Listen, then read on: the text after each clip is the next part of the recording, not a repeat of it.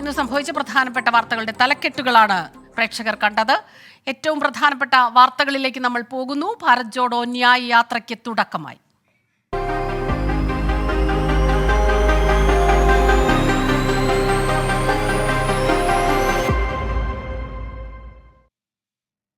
രാഹുൽ ഗാന്ധി നയിക്കുന്ന ഭാരത് ജോഡോ ന്യായ് യാത്രയ്ക്ക് മണിപ്പൂരിലെ തൗബാലിൽ തുടക്കമായി. കോൺഗ്രസ് ദേശീയ അധ്യക്ഷൻ മല്ലികാർജ്ജുൻ ഖർഗെ യാത്ര ഫ്ളാഗ് ഓഫ് ചെയ്തു. പൊതുസമ്മേളനത്തിൽ ഇന്ത്യ സഖ്യത്തിലെ 10 പാർട്ടികളുടെ സംസ്ഥാന നേതാക്കൾ പങ്കെടുത്തു. BSP സസ്പെൻഡ് ചെയ്ത ഡാനിഷ് അലിയുടെ സാന്നിധ്യം ശ്രദ്ധേയമായി. ഉദ്ഘാടന ചടങ്ങിൽ വംശീയ കലാപം തുടരുന്ന മണിപ്പൂർ സന്ദർശിക്കാത്ത പ്രധാനമന്ത്രിയെ രാഹുൽ ഗാന്ധി വിമർശിച്ചു. BJPയുടെയും RSSന്റെയും വെറുപ്പിന്റെ രാഷ്ട്രീയമാണ്. മണിപ്പൂരിലെ ജനങ്ങളുടെ വേദന തനിക്ക് മനസ്സിലാകും. മണിപ്പൂരിൽ സമാധാനം കൊണ്ടുവരുമെന്ന് ഉറപ്പു നൽകുന്നുവെന്നും അനീതിയുടെ കാലത്തിലൂടെയാണ് രാജ്യം കടന്നു പോകുന്നതെന്നും രാഹുൽ ഗാന്ധി പറഞ്ഞു. आज तक हिंदुस्तान के प्रधानमंत्री मणिपुर में आपके आंसू पोंछने, आपसे गले लगने, आपका हाथ पकड़ने नहीं आए. शर्म की बात. बीजेपी की जो राजनीति है, बीजेपी की नफरत, RSS की नफरत, उनका जो दृष्टिकोण है, उस विचारधारा का मणिपुर एक चिन्ह है. തൗബാലിൽ നിന്ന് നിതിൻ അംബുജൻ ചേരുന്നുണ്ട് വിവരങ്ങളുമായി.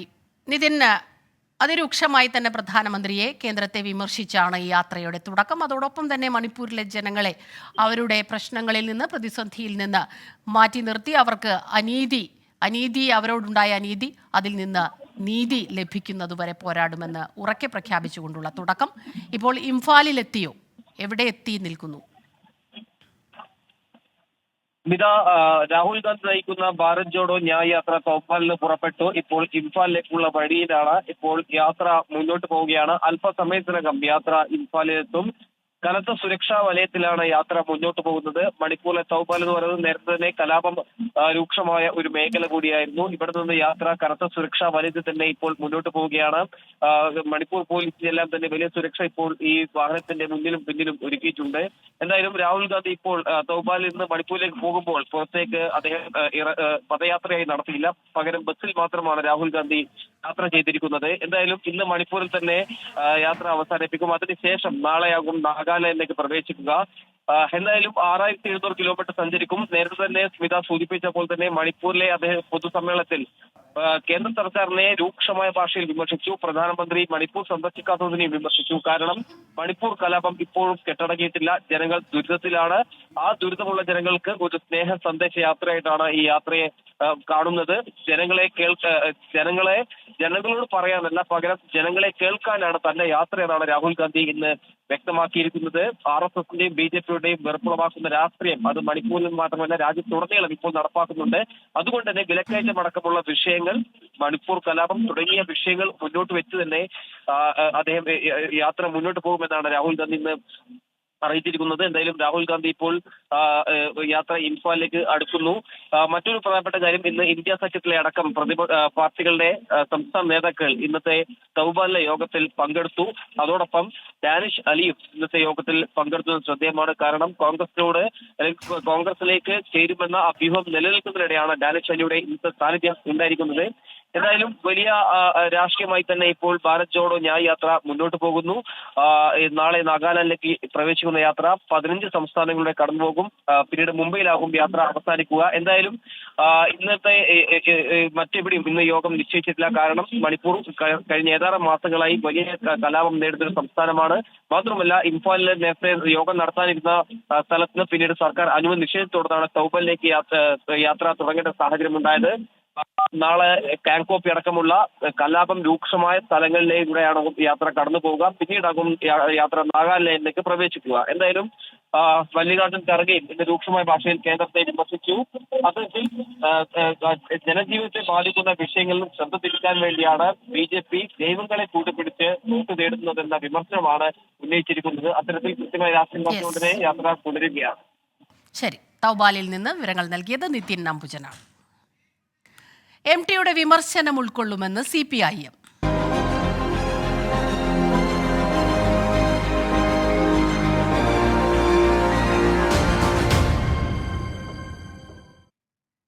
മുഖ്യമന്ത്രിയെ വേദിയിലിരുത്തിയുള്ള MTയുടെ വിമർശനത്തിന് പിന്നാലെ തിരുത്തലിന് CPIM. MT വാസുദേവൻ നായർ ഉൾപ്പെടെ ഉന്നയിച്ച രാഷ്ട്രീയ വിമർശനങ്ങളെ ക്രിയാത്മകമായി ഉൾക്കൊള്ളുമെന്ന് CPIM സംസ്ഥാന സെക്രട്ടറി MV ഗോവിന്ദൻ പറഞ്ഞു.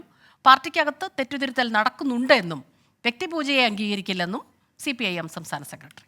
ഏതെങ്കിലും ഒരു വിമർശനമല്ല, ഇങ്ങനെ വരുന്ന സമൂഹത്തിൻ്റെ മുന്നിലുള്ള മുഴുവൻ കാര്യങ്ങളെയും ക്രിയാത്മകമായി പരിശോധിക്കാനും ആവശ്യമായ നിലപാടുകൾ സ്വീകരിക്കാനും അതിൻ്റെ ഭാഗമായിട്ട് എന്തെങ്കിലും മാറ്റം വരുത്തേണ്ടതുണ്ടെങ്കിൽ മാറ്റം വരുത്താനും തയ്യാറായി നിൽക്കുന്ന ഒരു പാർട്ടിയാണ് CPIM. MTക്ക് പിന്നാലെ KLF വേദിയിൽ രാഷ്ട്രീയ വിമർശനവുമായി എഴുത്തുകാരൻ M മുകുന്ദനുമെത്തി. ഇപ്പോഴുള്ളത് കിരീടങ്ങൾ വാഴുന്ന കാലമാണ്. സിംഹാസനത്തിൽ ഇരിക്കുന്നവരോട് സിംഹാസനം ഒഴിയൂ എന്നാണ് പറയാനുള്ളത്. കിരീടത്തെക്കാൾ ചോരയ്ക്കാണ് പ്രാധാന്യമെന്ന് തിരിച്ചറിഞ്ഞ് തെരഞ്ഞെടുപ്പിനെ ഉപയോഗിക്കണമെന്നും M മുകുന്ദൻ പറഞ്ഞു. മയ്യഴിപ്പുഴയുടെ തീരങ്ങളിൽ പുസ്തകവുമായി ബന്ധപ്പെട്ട ചർച്ചയ്ക്കിടെയായിരുന്നു പരാമർശം. കിരീടത്തെക്കാൾ വലുതാണ് നമ്മുടെ ചോര, ഒരു തുള്ളി ചോര എന്നുള്ളത്.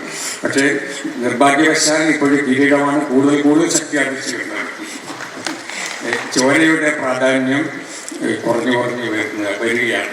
അപ്പം അതിനെക്കുറിച്ച് നമ്മൾക്ക് ഒരു അവബോധം ഉണ്ടാകണം. പിന്നെ ഒരു തുള്ളി ചോരയ്ക്ക് ഒരു കിരീടം അണിയുന്ന തലയിൽ നിന്ന് തെറിപ്പിക്കാൻ സാധിക്കുമെന്ന് നമ്മൾ തെളിയിക്കണം. അപ്പം ഒരു ജനാധിപത്യ രാജ്യമാണ്. നമുക്ക് ആകെ ചെയ്യാൻ കഴിയുന്നത് വോട്ട് ചെയ്യുക എന്നുള്ളതാണ്. അങ്ങനെ വോട്ട് ചെയ്തുകൊണ്ട് ചോരയുടെ പ്രാധാന്യം നമ്മൾ അടയാളപ്പെടുത്തുക. കിരീടം അപ്രസക്തമാണെന്ന് നമ്മൾ സ്ഥാപിക്കുക. അതിന് നമ്മുടെ മുമ്പിലുള്ളത് തെരഞ്ഞെടുപ്പാണ്. തെരഞ്ഞെടുപ്പ് വൈകാതെ വരും. തന്റെ വിമർശനം എല്ലാ ഭരണാധികാരികൾക്കും ബാധകമാണെന്ന് M മുകുന്ദൻ പിന്നീട് വിശദീകരിക്കുകയും ചെയ്തു. പലപ്പോഴും സംഭവിക്കുന്നത് കിരീടത്തിലേക്കല്ല സിംഹാസനത്തിലേക്കുള്ള യാത്ര എളുപ്പമല്ല. അത് വളരെ ദുർഘടകരമായിട്ടുള്ള യാത്രയാണ്. അപ്പോൾ ഒരുപാട് കഷ്ടപ്പെട്ട് പലപ്പോഴും ഊണും ഉറക്കവുമില്ല അധ്വാനിച്ച് ചോര ചിന്തിയാണ് സിംഹാസനത്തിൽ എത്തുന്നത്. ഒരിക്കലും അവിടെ ഇരുപ്പുറപ്പിച്ച് കഴിഞ്ഞാൽ നടന്നു പോകുന്ന വഴികളൊക്കെ മറന്നു പോകാനാണ്. അത് എല്ലായിടത്തും നമ്മൾ കാണുന്ന ഒരു കാഴ്ചയാണ്.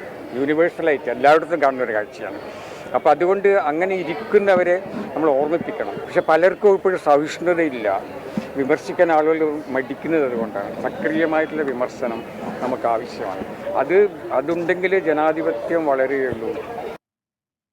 VA ഗിരീഷ് ചേരുന്നുണ്ട് തിരുവനന്തപുരത്ത് നിന്ന് വിവരങ്ങളുമായി. ഗിരീഷ്, ഈ ഒരു വലിയ ചർച്ചയ്ക്ക് വഴിവെച്ച പരാമർശമാണ് MTയിൽ നിന്നുണ്ടായത്. ഇന്നിപ്പോൾ M മുകുന്ദനും സമാനമായ പരാമർശം. പക്ഷെ അദ്ദേഹം കുറച്ചുകൂടി വ്യക്തത വരുത്തി. എല്ലാ ഭരണാധികാരികളെയും താൻ ഉദ്ദേശിക്കുന്നുണ്ട് എന്നുള്ള രീതിയിൽ തന്നെ അദ്ദേഹം പറയുകയും ചെയ്തു. പക്ഷേ ഇന്നത്തെ ഏറ്റവും പ്രധാനപ്പെട്ട ഒരു കാര്യം CPIM സംസ്ഥാന സെക്രട്ടറി തന്നെ ഇക്കാര്യത്തിൽ ഒരു പ്രതികരണം നടത്തിയിരിക്കുന്നു. അത് വളരെ ക്രിയാത്മകമായി തന്നെയാണ് ഇത്തരം വിമർശനങ്ങളെ അല്ലെങ്കിൽ ക്രിയാത്മകമായ വിമർശനങ്ങളെ ഉൾക്കൊള്ളുന്നുണ്ട്, തിരുത്തൽ നടക്കുന്നുമുണ്ട് എന്ന് അദ്ദേഹം വ്യക്തമാക്കുകയും ചെയ്തു. KLF വേദിയിൽ MT വാസുദേവൻ നായർ നടത്തിയ വിമർശനങ്ങളെ അതേ ഗൗരവത്തോടെ തന്നെയാണ് CPM ഉൾക്കൊള്ളുന്നത്. പക്ഷേ അപ്പോഴും CPM മുന്നോട്ട് വെക്കുന്ന ചില നിലപാടുകളുണ്ട്. അത് MT പറഞ്ഞത് സംസ്ഥാന സർക്കാരിനെ കുറിച്ചല്ല. കാരണം 2003 MT ഇത് ആദ്യം പറയുമ്പോൾ സംസ്ഥാനത്ത് ഭരണത്തിലുണ്ടായിരുന്നത് AK ആന്റണിയുടെ നേതൃത്വത്തിലുള്ള സർക്കാരായിരുന്നു. ഒരുപക്ഷെങ്കിൽ അങ്ങനെയെങ്കിൽ AK ആന്റണിക്ക് എതിരാണ് എന്ന് വ്യാഖ്യാനിക്കാമായിരുന്നു. പക്ഷേ അങ്ങനെയല്ല. MT പറഞ്ഞത് ലോകത്തിൻ്റെ ഒരു പൊതുചിത്രമാണ്. അത് പതിറ്റാണ്ടുകൾ കഴിഞ്ഞാലും അതിന് പ്രസക്തി ഉണ്ട് എന്ന് തന്നെയാണ് CPIM വിലയിരുത്തുന്നത്. MTയെ പോലെ സമൂഹത്തിന്റെ വിവിധ തുറകളിലുള്ളവർ ചൂണ്ടിക്കാട്ടുന്ന വിമർശനങ്ങളോട് കാതുകൂർപ്പിച്ച് തന്നെ കേൾക്കാൻ CPMന് കഴിവുണ്ട്. അതോടൊപ്പം തന്നെ അതിനോട് ക്രിയാത്മകമായി പ്രതികരിക്കാനും അതോടൊപ്പം തന്നെ വിമർശനങ്ങൾ ക്രിയാത്മകമായി ഉൾക്കൊള്ളാനും CPM തയ്യാറാണ് എന്നുള്ളതാണ് CPIM സംസ്ഥാന സെക്രട്ടറി ഇന്ന് വ്യക്തമാക്കുന്നത്. ഇതനുസരിച്ചുള്ള തിരുത്തലുകൾ ആവശ്യമുണ്ടെങ്കിൽ തിരുത്തലുകൾ നടത്തുകയും ചെയ്യും. മാത്രമല്ല പാർട്ടിയിൽ ഇപ്പോഴും തിരുത്തലുകൾ നടന്നുകൊണ്ടിരിക്കുകയാണ് എന്നും CPM സംസ്ഥാന സെക്രട്ടറി വാദിക്കുന്നു അല്ലെങ്കിൽ അദ്ദേഹം വ്യക്തമാക്കുകയും ചെയ്യുന്നു. ഇക്കാര്യത്തിൽ നേരത്തെ ഉണ്ടായിരുന്ന ചില ആശയക്കുഴപ്പങ്ങൾ പാർട്ടി നേതാക്കൾക്കും അതോടൊപ്പം തന്നെ ചില മന്ത്രിമാർക്കുമൊക്കെ ഉണ്ടായിരുന്ന ആശയക്കുഴപ്പങ്ങൾ പാർട്ടി സെക്രട്ടറിയുടെ ഈ ഒരു വാർത്താ സമ്മേളനത്തോടെ ഇല്ലാതാവുകയും ചെയ്യുന്നു എന്നുള്ളതാണ് ഒരു ഏറ്റവും പ്രധാനപ്പെട്ട കാര്യം. ഇക്കാര്യത്തിൽ CPMന്റെ ഭാഗത്തു നിന്ന് ഒരു വ്യക്തത ഇക്കാര്യത്തിൽ ഉണ്ടാകുന്നു. MT പറയുന്ന വിമർശനങ്ങളെ അല്ലെങ്കിൽ MTയോടൊപ്പം സാഹിത്യകാരന്മാർ ഉയർത്തുന്ന വിമർശനങ്ങളെ അതോടൊപ്പം സമൂഹത്തിന്റെ വിവിധ കോണുകളിലുള്ളവർ ഉയർത്തുന്ന വിമർശനങ്ങളെ അതേ ക്രിയാത്മകതയോടെ ഉൾക്കൊള്ളാൻ പാർട്ടി തയ്യാറാണ് എന്നുള്ളത് തന്നെയാണ് ഇപ്പോൾ CPM വ്യക്തമാക്കുന്നത്. സ്മിത, ശരി. VA ഗിരീഷാണ് വിശദാംശങ്ങളുമായി നമുക്കൊപ്പം ചേർന്നത്. മറ്റൊരു പ്രധാനപ്പെട്ട വാർത്തയിലേക്ക് പോവുകയാണ്. യുവതിയോട് അപമര്യാദയായി പെരുമാറിയ കേസിലെ പ്രതിയായ ഹൈക്കോടതി അഭിഭാഷകൻ PG മനുവിനെതിരെ ലുക്കൌട്ട് നോട്ടീസ് പുറപ്പെടുവിച്ചു. പീഡനക്കേസിലെ കക്ഷിയായ യുവതിയെ ഓഫീസിൽ വെച്ച് പീഡിപ്പിച്ചു എന്ന പരാതിയിലാണ് ലുക്കൌട്ട് നോട്ടീസ്. പുത്തൻകുരിശ് പോലീസിന്റേതാണ് നടപടി. എസ് ശ്യാംകുമാർ ചേരുന്നുണ്ട് കൊച്ചിയിൽ നിന്ന് വിവരങ്ങളുമായി. ശ്യാംകുമാർ, ഈ ലുക്കൌട്ട് നോട്ടീസ് പുറപ്പെടുവിക്കാനുള്ള ഒരു കാരണം എന്താണ്? വിവരങ്ങൾ കൂടുതൽ വ്യക്തമാകുന്നുണ്ട്. സ്മിത, പി ജി മനുവിനെതിരായിട്ട് പരാതിയുമായി യുവതി രംഗത്തെത്തിയതോടുകൂടി പി ജി മനു മുൻകൂർ ജാമ്യാപേക്ഷയുമായി കോടതിയെ സമീപിച്ചിരുന്നു. പക്ഷേ ഹൈക്കോടതി മുൻകൂർ ജാമ്യം അനുവദിച്ചില്ല. പകരം സെഷൻസ് കോടതിയെ സമീപിക്കാൻ ആവശ്യപ്പെടുകയായിരുന്നു. പക്ഷേ സെഷൻസ് കോടതിയിൽ നിന്നും ജാമ്യം കിട്ടില്ല എന്ന് ഉറപ്പായതോടുകൂടി പി ജി മനു ഒളിവിൽ പോവുകയായിരുന്നു. പോലീസ് പലതവണ പി ജി മനുവിന്റെ വീട്ടിൽ പരിശോധനയ്ക്കായി എത്തുകയും ചെയ്തിരുന്നു. ഇതിന് പിന്നാലെയാണ് പി ജി മനുവിനെതിരെ ഇപ്പോൾ ലുക്കൌട്ട് നോട്ടീസ് പുറപ്പെടുവിക്കുന്നത്. പീഡനക്കേസിൽ പരാതിക്കാരിയായി തന്റെ അടുത്തെത്തിയ കക്ഷിയെ അഭിഭാഷകന്റെ ഓഫീസിൽ വെച്ച് ലൈംഗികമായി ദുരുപയോഗം ചെയ്തു എന്നുള്ളതാണ് ഇയാൾക്കെതിരായിട്ടുള്ള പരാതി. ഇതിൽ പരാതിക്കാരിയുടെ മൊഴി രേഖപ്പെടുത്തുകയും ചെയ്തിരുന്നു. ഈ കേസിലാണ് പി ജി മനുവിന്റെ ഗവൺമെന്റ് പ്ലീഡർ സ്ഥാനത്ത് നിന്ന് രാജിവെക്കുകയും ചെയ്യേണ്ടി വന്നത്. അതിനുശേഷം ഒളിവിൽ പോയ പി ജി മനുവിനെ കണ്ടുകിട്ടാതായതോടെയാണ് ഇപ്പോൾ ലുക്കൌട്ട് നോട്ടീസ് പുറപ്പെടുവിച്ചിരിക്കുന്നത്. അഭിഭാഷകനെ കണ്ടുകിട്ടുന്ന പരിചയമുള്ള ആർക്കും വിവരങ്ങൾ പുത്തൻകുരിശ് പോലീസിൽ നൽകാമെന്നുള്ളതാണ് പോലീസ് ലുക്കൌട്ട് നോട്ടീസിലൂടെ അറിയിച്ചിരിക്കുന്നത്. ഡിവൈഎസ്പി ആണ് ഇപ്പോൾ ലുക്കൌട്ട് നോട്ടീസ് ഇറക്കിയിരിക്കുന്നത്. പോലീസ് അന്വേഷണത്തിൽ പി ജി മനുവിനെ കണ്ടെത്താത്തത് അട്ടിമറിയാണെന്ന് ആരോപിച്ച് ഈ അതിജീവിത ഹൈക്കോടതിയെ സമീപിക്കാൻ ഒരുങ്ങുന്നതിനിടെയാണ് ഇപ്പോൾ ലുക്കൌട്ട് നോട്ടീസ് പോലീസിന്റെ ഭാഗത്തുനിന്നുണ്ടാകുന്നത്. ശരി, യുവതിയോട് അപമര്യാദയായി പെരുമാറിയ കേസിലെ പ്രതി ഹൈക്കോടതി അഭിഭാഷകൻ പി ജി മനുവിനെതിരെയാണ് ഇപ്പോൾ പുത്തൻകുരിശ് പോലീസ് ലുക്കൌട്ട് നോട്ടീസ് പുറപ്പെടുവിച്ചത്. എസ് ശ്യാംകുമാർ വിവരങ്ങൾ നൽകുകയായിരുന്നു. ഇനി ശബരിമലയിലേക്കാണ്. ശബരിമലയിൽ മകരവിളക്ക് നാളെ.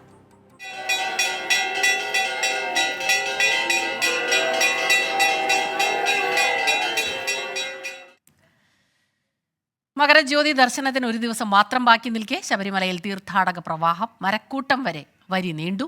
തിരുവാഭരണ ഘോഷയാത്ര നാളെ വൈകിട്ടോടെ സന്നിധാനത്തെത്തും. ശ്രീകാന്ത് ചേരുന്നുണ്ട് സന്നിധാനത്ത് നിന്ന്.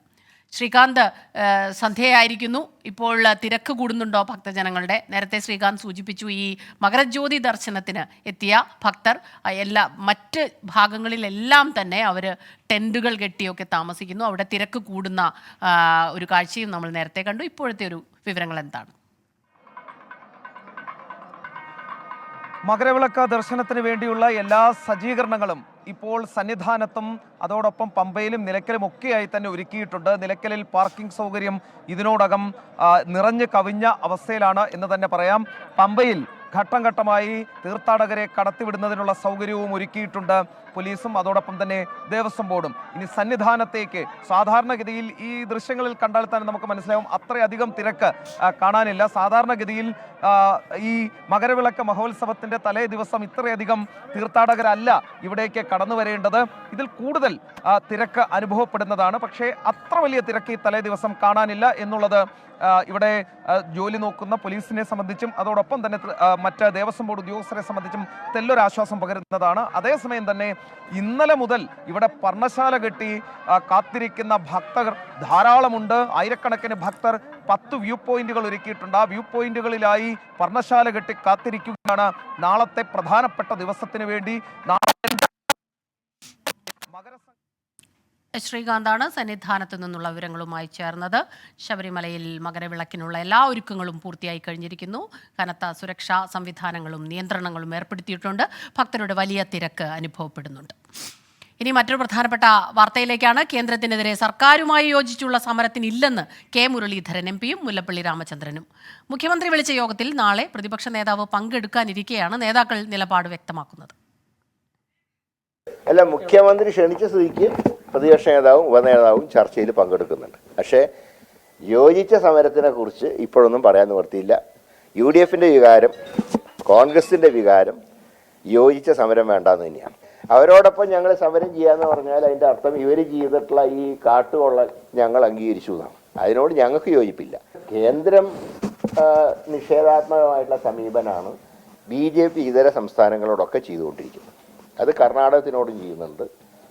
ഇപ്പോൾ ഇനി തെലങ്കാനയോടും ചെയ്യാൻ തുടങ്ങും. എനിക്കുകൊണ്ട് അത്രയും തീവ്രമായിട്ട് കേരളത്തിനോട് ചെയ്യുന്നുണ്ട് എനിക്ക് തോന്നുന്നില്ല. അത്യാവശ്യം ചില കാര്യങ്ങളിലൊക്കെ കേന്ദ്രം കണ്ണടച്ചു കൊടുക്കുന്നുണ്ടെന്നാണ് ചില റിപ്പോർട്ടുകൾ കാണുമ്പോൾ കാണുന്നത്. അതേസമയം പ്രതിപക്ഷം പ്രായോഗിക സമീപനം സ്വീകരിക്കണമെന്നായിരുന്നു മന്ത്രി KN ബാലഗോപാലിന്റെ മറുപടി. കേരളത്തിന് അർഹമായ കേന്ദ്രവിഹിതം ലഭിക്കാൻ പൊതു താൽപര്യമായി കണ്ട് എല്ലാവരും ഒന്നിച്ചു നിൽക്കണമെന്നും ധനമന്ത്രി പറഞ്ഞു. CPM-മായി ചേർന്നുകൊണ്ടൊരു സമരം നടത്താൻ ഞങ്ങൾക്ക് സാധ്യമല്ല. കാരണം കേരളത്തിൽ ഞങ്ങൾ അതിശക്തമായിട്ട് നേരിടുന്ന രാഷ്ട്രീയ പ്രസ്ഥാനം ഒന്ന് CPM ആണ്, മറ്റൊന്ന് ഭാരതീയ ജനതാ പാർട്ടിയാണ്. വി ജയശങ്കർ ചേരുന്നുണ്ട് തിരുവനന്തപുരത്ത് നിന്ന് വിവരങ്ങളുമായി. നാളെയാണ് ഈ യോഗം നടക്കുന്നത്. ഓൺലൈനായി തന്നെ പങ്കെടുക്കുമെന്ന് നേരത്തെ തന്നെ പ്രതിപക്ഷം അറിയിച്ചിരുന്നതാണ്. പ്രതിപക്ഷ നേതാവ് അക്കാര്യം അറിയിച്ചിരുന്നതുമാണ്. പക്ഷേ ഇപ്പോൾ കെ മുരളീധരൻ പറയുന്നു, യോജിച്ചൊരു സമരത്തിന് ഞങ്ങളില്ല, പക്ഷേ ഈ ചർച്ചയിൽ പ്രതിപക്ഷ നേതാവ് പങ്കെടുക്കുന്നുണ്ട്. അതൊക്കെ ശരി തന്നെ, പല കാര്യങ്ങളിലും അത്ര യോജിപ്പില്ല എന്നുള്ള രീതിയിലാണ് ഇപ്പോൾ പ്രതികരണം എത്തുന്നത്. അതായത് പ്രതിപക്ഷം ഇത്തരത്തിലൊരു യോഗത്തിൽ പങ്കെടുത്തില്ല എങ്കിൽ അത് BJPക്കെതിരെ അല്ലെങ്കിൽ സംഘപരിവാർ സർക്കാരിനെതിരെ ഒരു അനുകൂല നിലപാടെടുക്കും എന്നുള്ള തരത്തിലുള്ളൊരു പ്രചരണം വരാൻ സാധ്യതയുണ്ടെന്ന് കണ്ടുകൊണ്ടാണ് യോഗത്തിൽ ഓൺലൈനായി പങ്കെടുക്കാൻ നേതാക്കൾ തീരുമാനിച്ചത്. UDFുമായി കൂടിയാലോചന കൃത്യമായി നടത്തിയതിനു ശേഷമായിരുന്നു ഇത്തരത്തിലൊരു തീരുമാനമെടുത്തത്. ആ ഘട്ടത്തിൽ തന്നെ ഒരുമിച്ചൊരു പ്രതിഷേധം വേണ്ട എന്ന UDFിൽ പൊതുവിലൊരു ധാരണ എത്തിയിരുന്നു. കാരണം കോൺഗ്രസ് ഉൾപ്പെടെ സർക്കാരിനെതിരെ വലിയ തോതിലുള്ള പ്രക്ഷോഭങ്ങൾ സംസ്ഥാനത്ത് നടത്തുന്നുണ്ട്.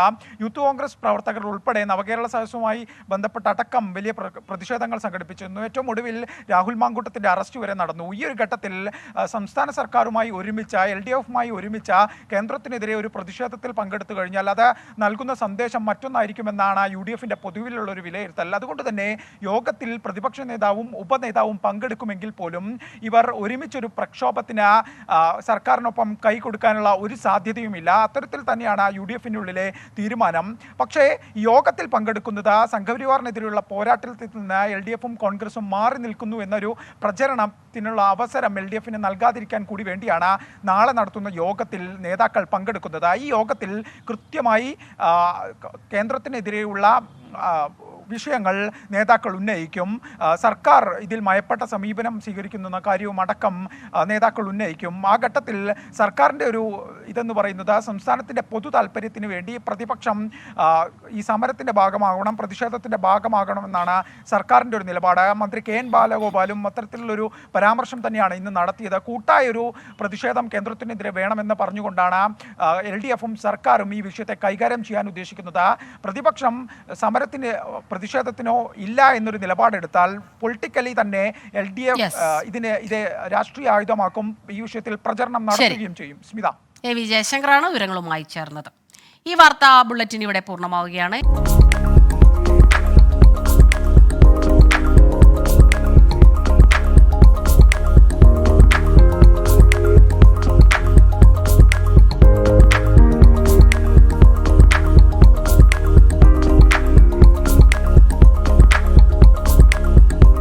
ലോകത്തെവിടെയായാലും ഏത് സമയത്തും 24 വാർത്തകളും ഓഗ്മെന്റഡ് റിയാലിറ്റി പാക്കേജുകളും എക്സ്പ്ലെയിനറുകളും വിശദമായി കാണാൻ ഞങ്ങളുടെ YouTube ചാനൽ നിങ്ങൾക്ക് സബ്സ്ക്രൈബ് ചെയ്യാം.